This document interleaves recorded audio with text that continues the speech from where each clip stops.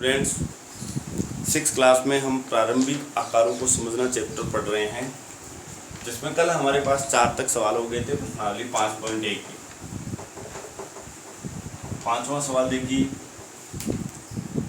जांच कीजिए कि नीचे दी गई आकृति में, नीचे एक आकृति दी हुई है, आपको ये बनानी है, पेंसिल से बनानी है रफ आकृति। जांच कीजिए कि नीचे दी गई आकृति में डी रेखाखंड एजी का मध्य बिंदु है। उसके बाद में यहाँ पे इस तरह से 0 लगा हुआ है, फिर बराबर नाप से 1 2 3 4 5 6 7 और यहाँ पे बिंदु लिखा है A B C D E F G H. इस तरह से एक आकृति बनानी है आपको। विशेष तौर से ये ध्यान रखिए, बराबर बराबर नाप के चाप काटने हैं आपको। प्रकार को कितना भी सेंटीमीटर खोल लें और इस तरह के बराबर चाप काटेंगे, वो हमारी इकाई रहेगी। बिना नाप से ना तो उसको एक इकाई मान लेते हैं। उसके बाद में हमें जांच करनी है, वो है कि डी एजी का मध्य बिंदु है। एजी का मध्य बिंदु है, क्या लगा लेते हैं, क्या डी एजी का मध्य बिंदु है? इसकी जांच कैसे करनी है, ध्यान से देखिए। सबसे पहले डी ये बिंदु है, यहाँ पे देखिए, तो यहाँ ए डी डी ए इतना रेखाखंड है, इसकी लंबाई हम लोग मापते हैं, तो ए डी लिखेंगे। ए डी के अंदर कितने खंड आ रहे हैं? ए और डी में देखो खंड है, पहला ए बी बी सी और सी डी 3 आ रहे हैं, तो A B plus B C plus C D. यहाँ पे ए बी का मान हमारे पास एक इकाई है, 1 प्लस 1 प्लस 1, ये सेंटीमीटर नहीं है भैया, इसको हम इकाई मानेंगे, तो ये 3 इकाई हो गया। यानी हमने ए डी का मान निकाला, हमारे पास मान आया 3 इकाई। इसी तरह से फिर डी जी का मान निकालते हैं हम। यहाँ पे सॉरी चित्र में देखो, एक मिनट, इस तरह से देखा है, ए बिंदु पर यहाँ है 0 है,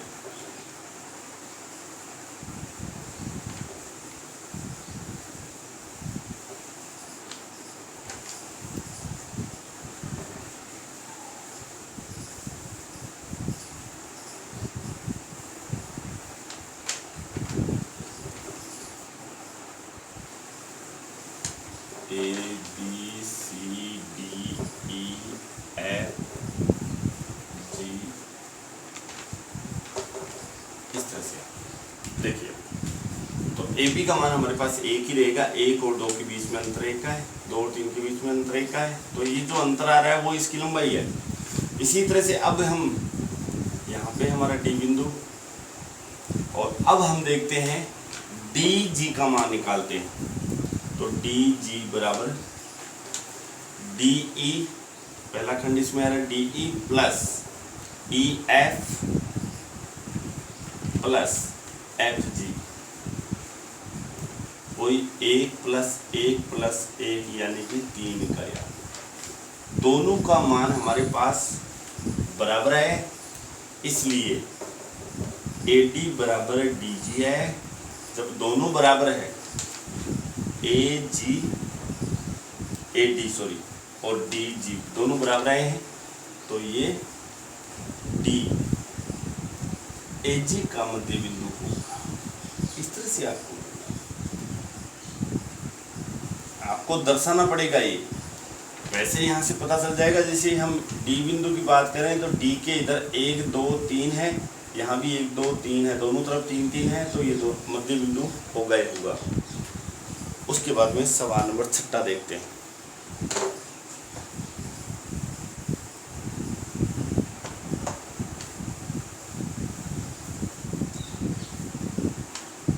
छठा सवाल देखिए, बी रेखाखंड AC का मध्य बिंदु है। एक रेखाखंड खींचेंगे AC, इसका मध्य बिंदु अब की बार हमें ठीक बीच में करना है, मध्य बिंदु B हो जाएगा। और C रेखाखंड BD का मध्य बिंदु है, BD। तो इस BC के बराबर आप लोग इधर और बढ़ाओगे इस तरह से,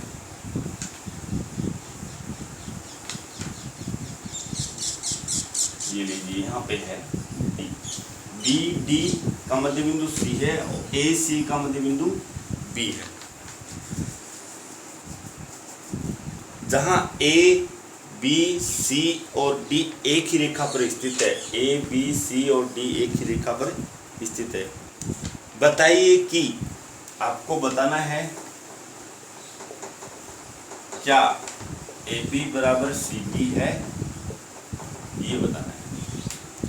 AB बराबर CD है, ये बताना है।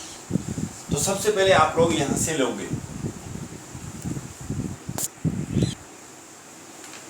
देखिए चूंकि हल हो जाएगा ये, चूंकि B AC का मध्य बिंदु है, मध्य बिंदु है, इसलिए AB के बराबर होगा BC। हमें मान निकालना है AB का, इसलिए AB बराबर होगा, इसका मान निकालना है। तो यहाँ से यानी कि ये रेखाखंड है AC, इसमें से BC घटा देंगे, AC माइनस BC, ये समीकरण 1 हो जाएगा। AB का मान निकालोगे तो इस पूरे AC में से ये BC घटा दो, AB बच जाएगा। तथा C BD का मध्य बिंदु है,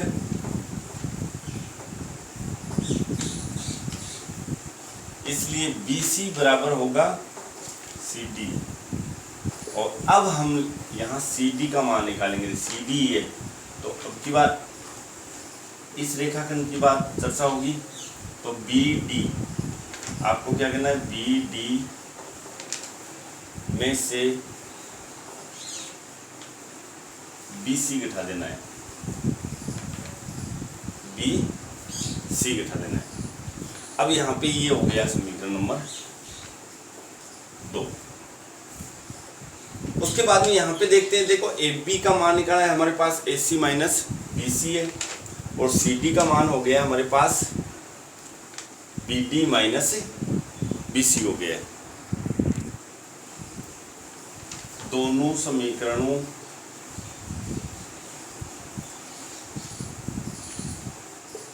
को बराबर करने पर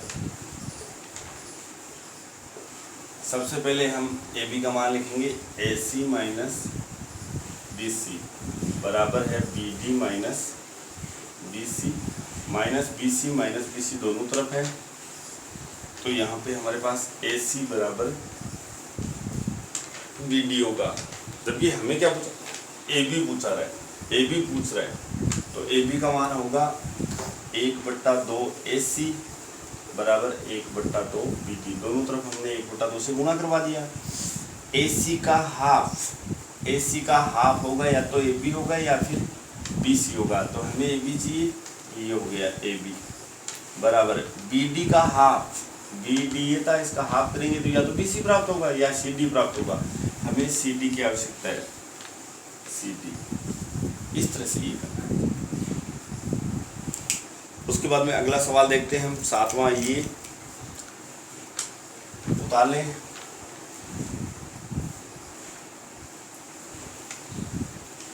इसमें ये आकृति भी बनानी है आपको।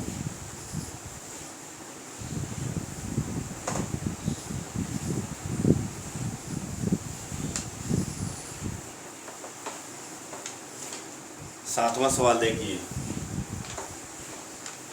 7वां सवाल में समझा देता हूँ आपको। 5 त्रिभुज खींचिए, आपको 5 त्रिभुज खींचना है बिना नाप से, कैसे भी इस तरह से।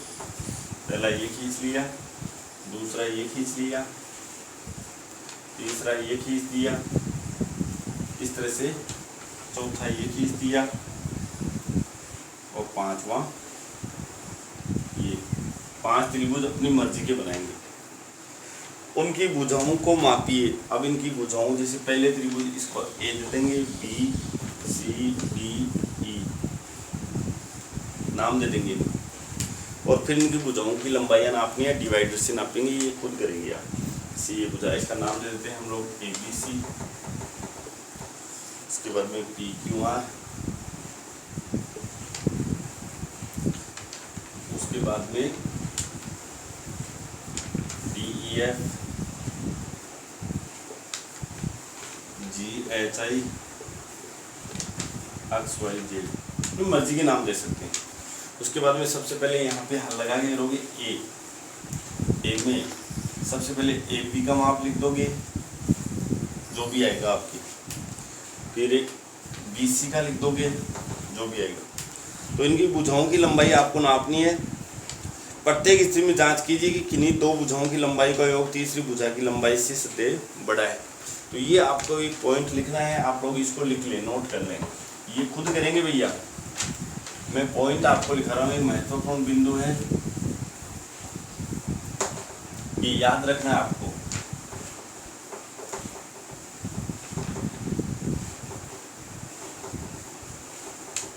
त्रिभुज की दो भुजाओं का योग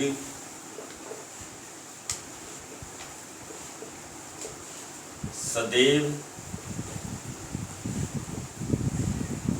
तीसरी या अन्य तीसरी भुजा से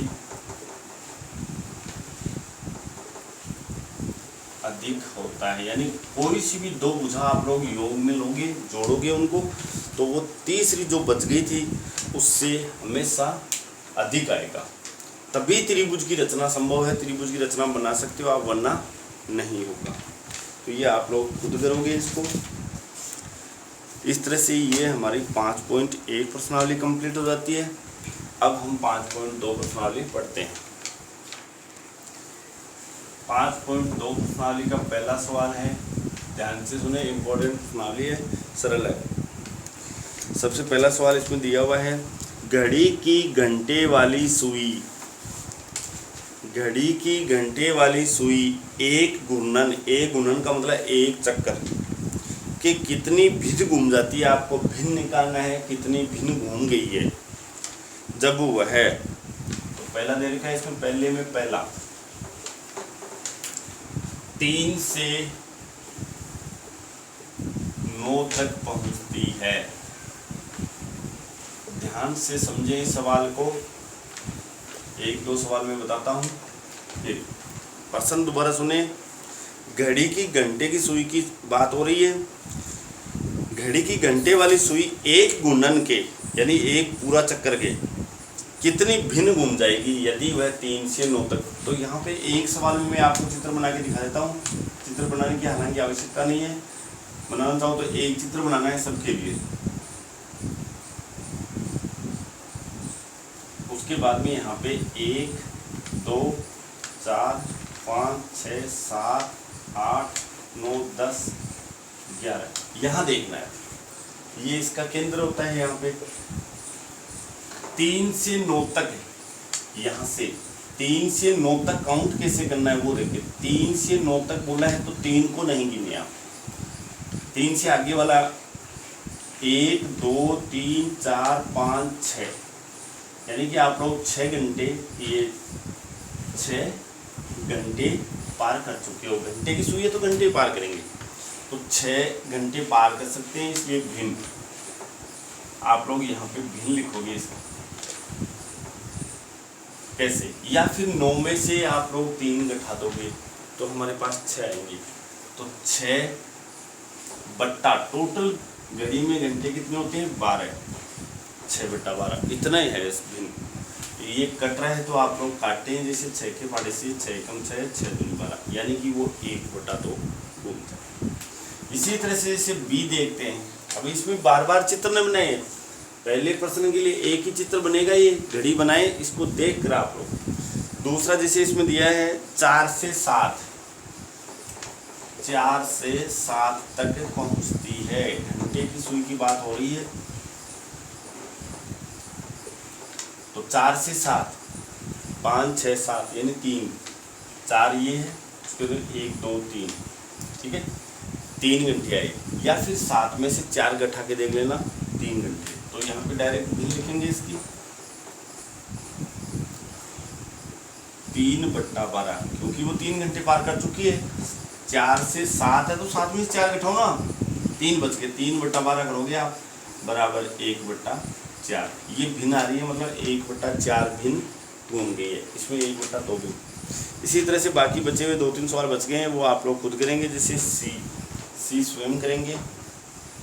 7 से 10 तक पहुंचती है।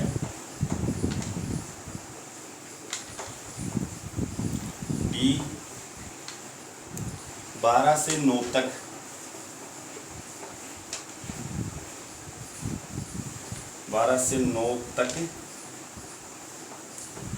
पहुंचती है। अब इसमें आप लोग थोड़ा सा ध्यान देना, इसमें 12 में से 9 नहीं घटाओगे वरना गलत हो जाएगा। 12 से 9 तक यहां से लेके यहां तक आती है घड़ी की, तो ये काउंट होगा। अगर आप 12 में से 9 उठाओगे तो ये तो 3 ही आएगा, जबकि उसने घंटे पार किए 1 2 3 4 5 6 7 8 9 घंटे पार किए, तो इसकी भिन्न होगी 9/12, यानी कि 3 से कट गया 3/4 होगी। तो ये ध्यान रखें, घटाने वाले से कई बार रॉन्ग हो सकता है, तो घटाने का प्रयास न करें। घंटे गिने आप, 12 के बाद में 9 तक गिनना है तो 1 से स्टार्ट करेंगे, 12 को न गिने 1 2 3 4 5 6 7 8 9 घंटे होगी, 9/12 कर दिए। उसके बाद ई देखिए, इसमें 1 से 10 तक पहुंचती है, 1 से 10 तक पहुंचती है।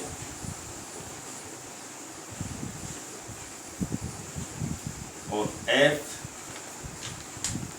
6 से 3 तक पहुंचती है, 6 से 3 तक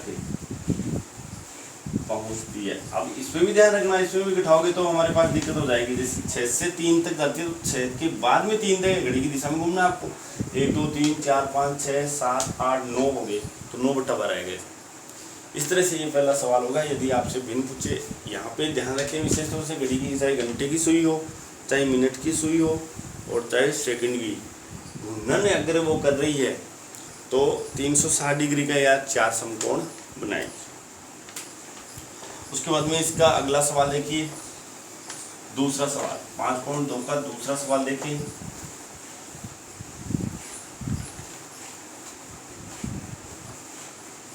दूसरा, एक घड़ी की सुई कहाँ रुक जाएगी यदि वह, घड़ी की सुई अब की बार कहाँ रुकेगी यदि वह, अब निर्देशानुसार प्रश्न है। जैसे पहला है इसमें 12 से प्रारंभ करें, 12 से प्रारंभ करें, यानी कि आपको 12 से उसकी काउंटिंग करनी है। और घड़ी की दिशा, और घड़ी की दिशा में 1/2 गुणन करें। सबसे पहले आपको घड़ी की दिशा और विपरीत दिशा देखनी है। ये 12 होता है, यहाँ 6 होता है, 3 हो गया, 9 हो गया, इस तरह से ये घड़ी की दिशा होती है। यहाँ घड़ी हमेशा इस तरह से चलती है और इस तरह से चलती है, तो ये विपरीत दिशा हो जाएगी। ये विपरीत दिशा है, तो दिशा और विपरीत दिशा का विशेष ध्यान रखें। अब आपको 12 से स्टार्ट करना है और घड़ी की दिशा में 1/2 गुणन, तो आप लिखोगे घड़ी द्वारा लिया गया समय। समय कितना लेती है? 1/2 गुणा 12 करोगे, 1/2 गुणन है दिया है, तो 1/2 गुणा यहाँ पे 12 कर दोगे। 12 उसमें टोटल गिनती है, बराबर 6 घंटे होगा। अब आपका घड़ी में समय देखना है, घड़ी में समय लिख देना है यहाँ पे। तो आपको स्टार्ट कहाँ से करना है? 12 से करना है। तो 12 में आप लोग 6 जोड़ोगे तो वैसे 18 होता है, लेकिन 12 के बाद में 6 घंटे गिनना है आपको। समय 12 के बाद में, तो यहाँ पे हो जाएगा घड़ी में समय हो जाएगा हमारे पास 6 बजे। ये शाम के 6 बजेंगे, 6 बजे। इस तरह से ये दूसरा सवाल आपको करना है। इसमें हमारे पास 4 सवाल हैं, चारों सवाल ये, बाकी के आप खुद कर लेना। जैसे बी में यहाँ पे नोट करवा देता हूँ आपको। 2 से प्रारंभ करें, 2 से प्रारंभ करें और घड़ी की दिशा में, घड़ी की दिशा में 1/2 घूमना। सी इसके अंदर है 5 से प्रारंभ करें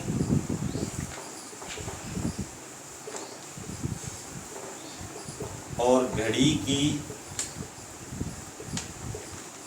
दिशा में 1/4 गुणन करना है। उसके बाद 5 से प्रारंभ करें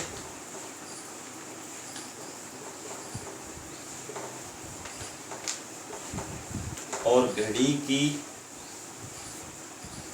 दिशा में 3/4 गुणन। आपको समय यहाँ पे बताना है जिस तरह से मैंने पहला सवाल, इस तरह से हमारा 5.2 के 2 सवाल कंप्लीट होते हैं। बाकी हम कल देखते हैं। Thank you.